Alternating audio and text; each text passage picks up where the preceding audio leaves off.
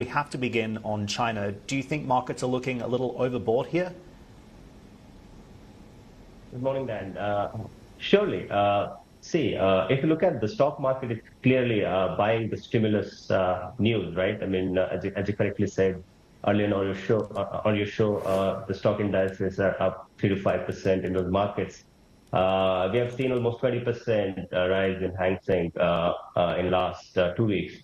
Having said that, if you look at oil market, if you look at local currency debt in China, those markets are not really buying this optimism. Oil is still at $71 per barrel. It's not moving higher after the news. We have to see how the day progresses. On local currency bonds, if you look at CGBs, though the 10-year yields have gone up by 10 to 15 basis points in the last 2 days, we also need to consider that these yields are still 30 to 40 basis points lower than the COVID lows.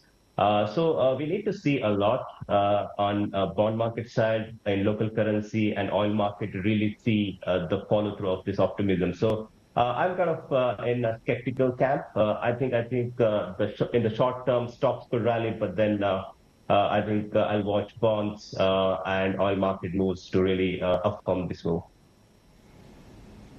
Okay, very interesting. So we have one eye on China, but also one eye on Japan today. How do you expect the outcome of today's LDP leadership vote to impact the BOJ and the fixed income space?